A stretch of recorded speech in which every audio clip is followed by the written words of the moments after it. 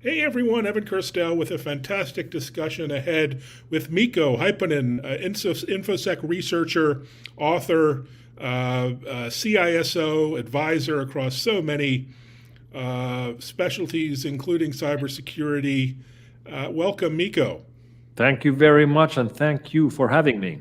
Well, thanks for joining me. You're sitting in one of my favorite countries in Europe, Finland and Helsinki, where I understand it's just started snowing, so that's a real shock. Well, it actually started snowing already 2 weeks ago. It continues snowing. Helsinki is it's a beautiful city. I've lived here all my life, although I have traveled maybe 50% of my time, but I always come back to Helsinki. And I enjoyed my trips out there when I was in Europe, at the Nokia and headquarters, and some amazing stories where I got So a did you taste. pick up the language then? I absolutely not. It's completely incomprehensible to It me. is not hard. Even small children speak Finnish. How hard could it be? Well, we'll do a little lesson after the show, but I'm really honored to have you here. You're one of the top thinkers in cybersecurity, and maybe introduce yourself, if you would, to the viewers, the audience here. Sure, sure. Yeah, the way you become an expert in anything is that you do something for 3 decades, and that's what I've done. I started analyzing malware when they were still spreading on these, if you remember these, the Sure. USB thumb drives of the 1990s, as I call them. That's seriously how I started analyzing early viruses which were spreading on the boot sectors of the floppy disks in the early 1990s. And I've been doing it ever since. I've spent 31 years tracking criminal hackers, trying to understand where the online attacks come from. I've done a lot of tracking against Russian cyber criminals and Russian governmental attacks since I live in Helsinki, three hours away from Russia, so it's right there. I've done a lot of work in security products over these years, trying to build products which would make us safer in our online world.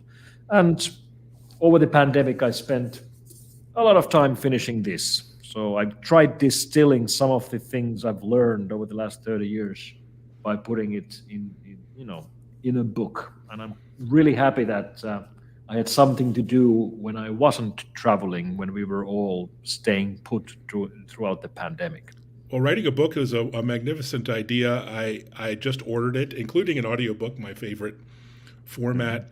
But tell us about the really kind of shocking title. If it's smart, it's vulnerable. This opens lots of questions. Maybe share with us the thesis here. Well, the thesis is that the internet revolution is changing everything around us for the better and for the worse. It is the best and the worst thing which has happened during our time. One of the things is that everything starts going online. Really, everything. Every device that we plug into the electricity grid, we will be plugging into the online grid as well. The first symptoms of these are all these smart devices, smart watches, smart televisions, smart cars. But that's just the beginning. Eventually, even stupid devices will be online.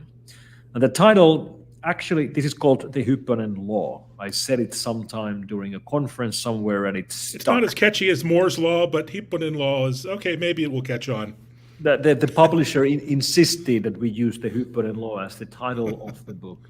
But it really means when things become connected, when they become smart, they automatically become vulnerable. The example I always use is a mechanical watch versus a smart watch. How do you hack a watch which you have to wind, which has no CPUs, which runs no code?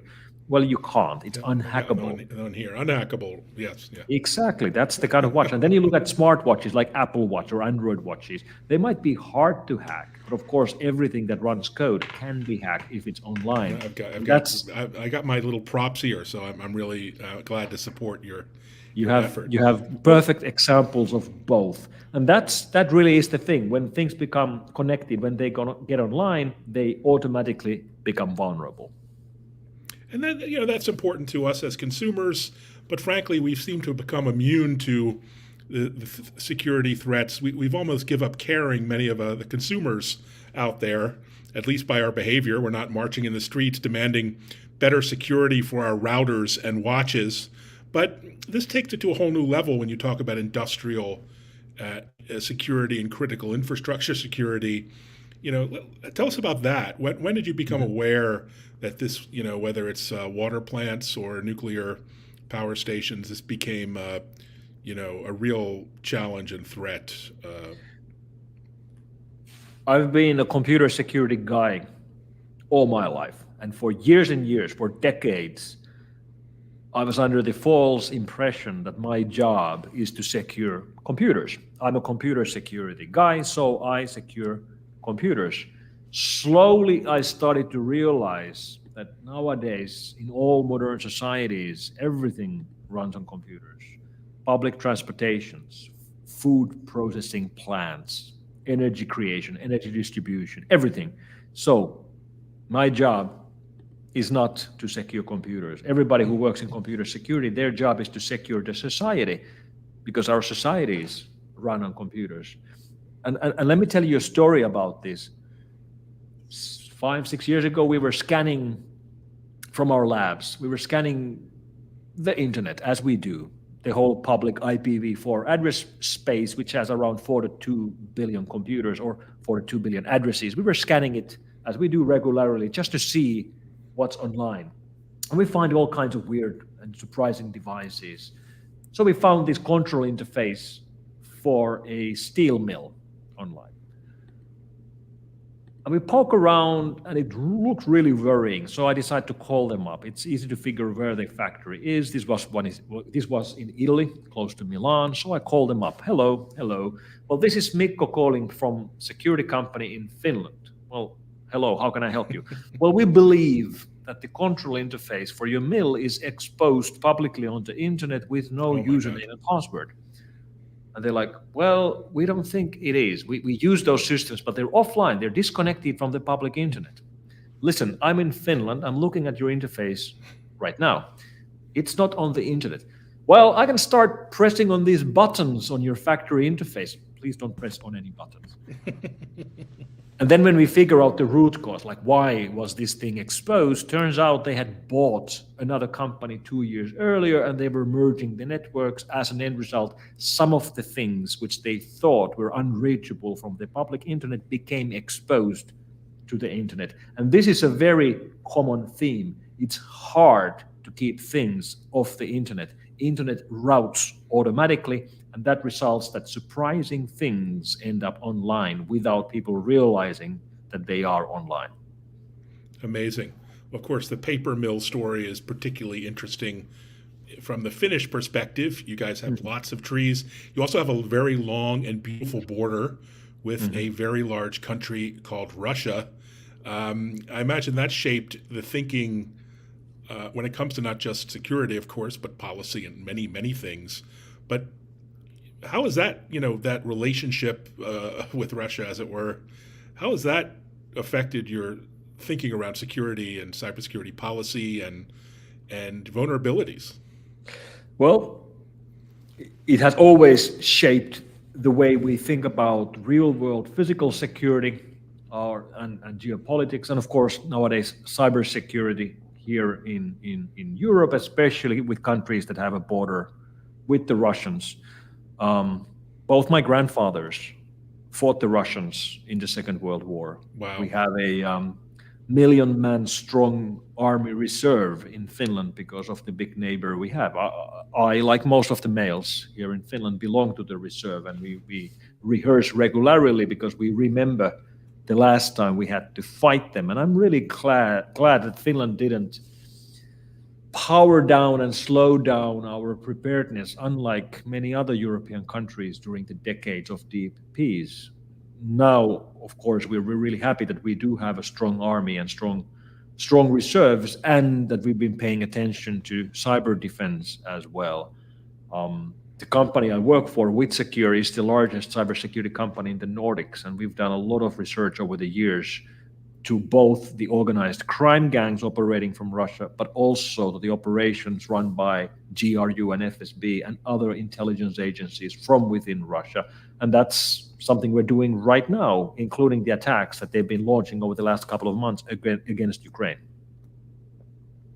Let's talk about Ukraine and the phenomenal job they've done in defending themselves, but also to the degree possible protecting themselves against Russian cyber attacks. Do you think a lot of that skill was homegrown? Was it through partnerships with the West, NATO? Like, how have they been able to withstand that sort of unbelievable cyber war they were facing? Well, like I said, you become an expert by doing something a lot. That's exactly what Ukraine has been doing. So listen, when I go back to military refreshers here in Finland, we play tabletop exercises, play war games, and make believes about what we would do if we would be attacked with something like this. That's not what Ukraine is doing. They've been defending against real attacks for 8 years, attacks launched over and over again by Russian government against critical infrastructure in Ukraine. So they've had plenty of time to become experts in that field. And I do believe Ukraine is the best country in Europe in defending their networks against governmental attacks originating from the Russian Federation. Of course, they are getting a lot of help. I mean, we're trying to do our part as well, but especially the biggest software companies from the United States, Microsoft and Google, for example, have been doing a lot of things to help Ukraine in this situation, because we do understand that Ukraine is not fighting for themselves. They're fighting for all of us. If Russia gets what they want, they're not going to stop there. And that's why it's so important.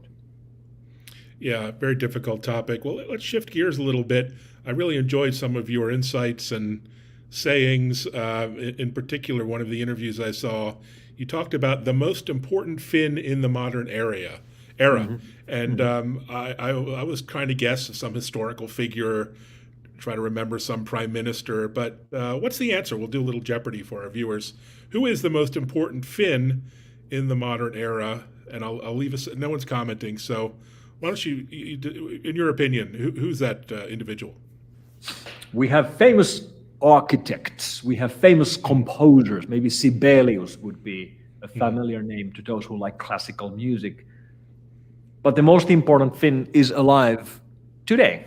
I've met him multiple times. In fact, I used to study in the same university with him. So I'll just say it out loud. It's Mr. Linus Torvalds, the author of the Linux kernel, who invented this small operating system and created the kernel for it at the Helsinki University in 1991.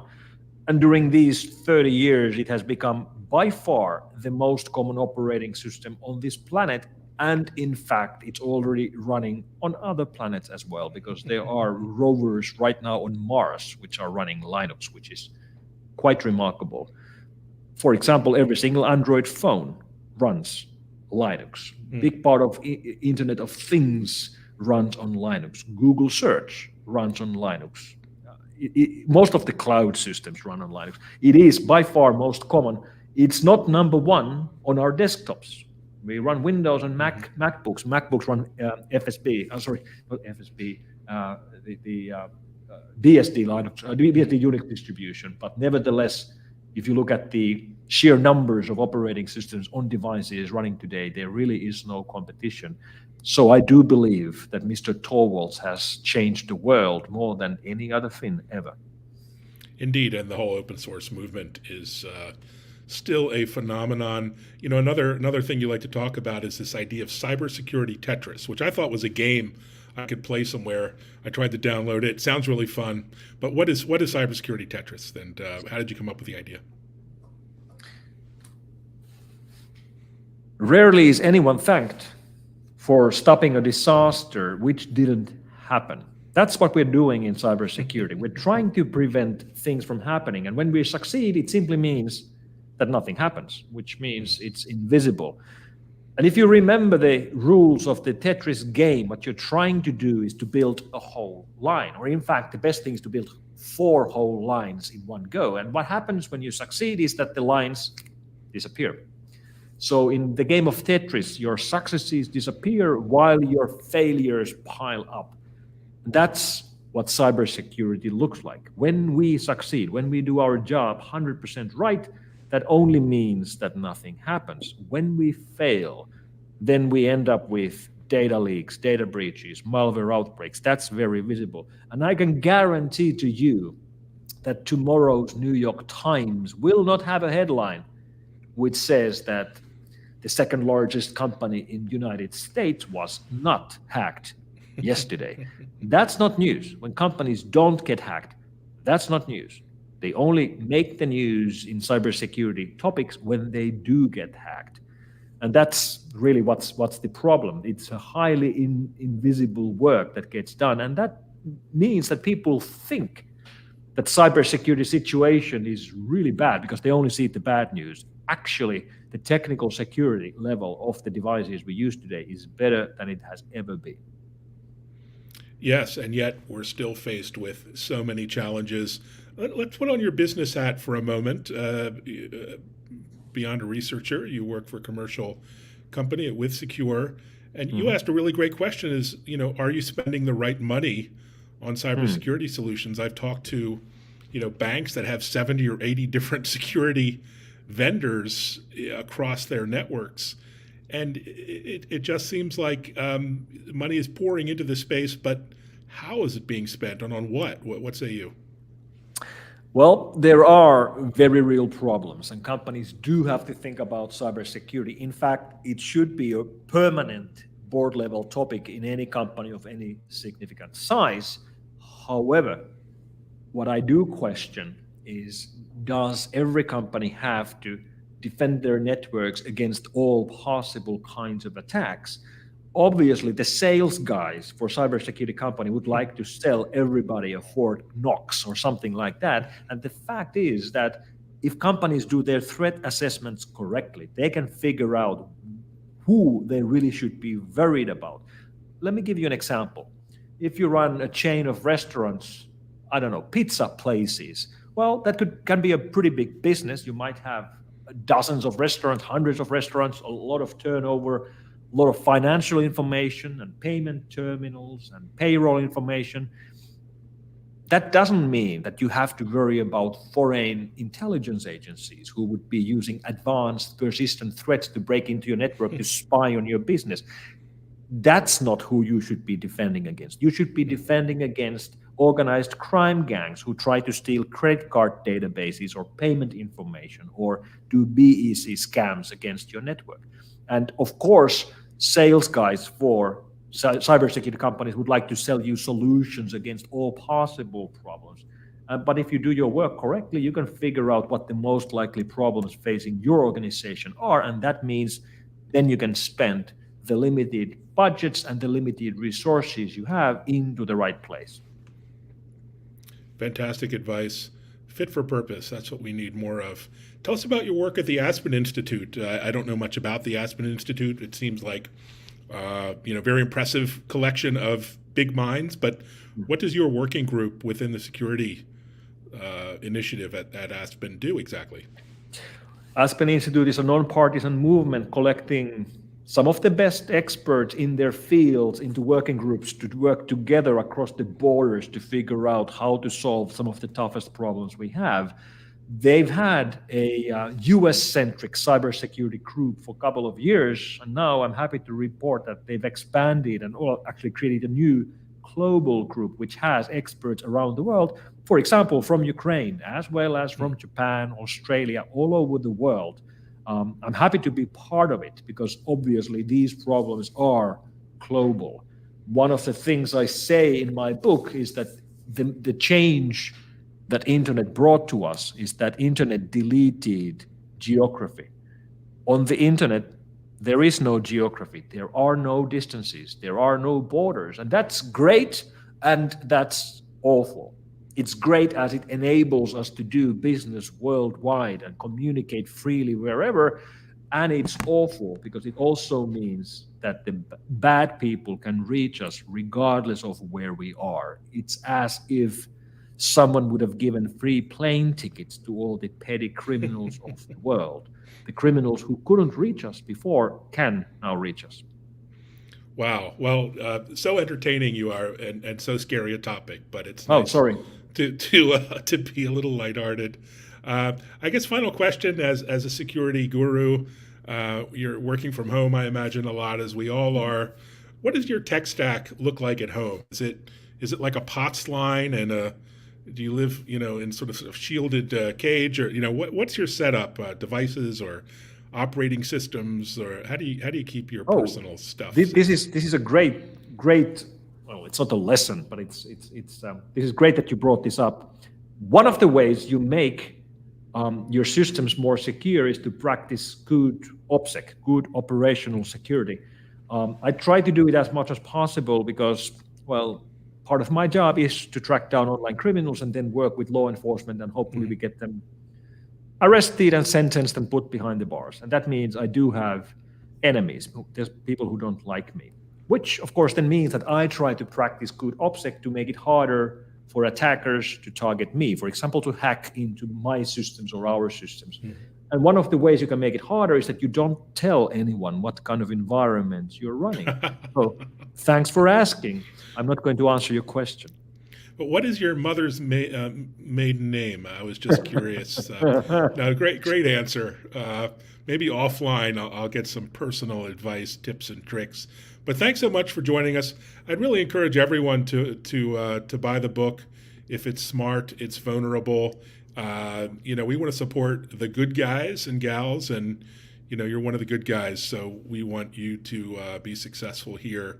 So thanks, Mikko. Thanks for joining. Any trips to the U.S. planned or to be determined in the new year? Sometime next year. Okay. I've done 2 trips to USA since the pandemic, and I'll be back early next year. Well, maybe we'll talk about Twitter if that's still alive when you come out. But tweet Mikko at Mikko. Great handle with any follow-up questions. And until then, thanks so much for joining. Thank you, Evan. Bye-bye. Bye.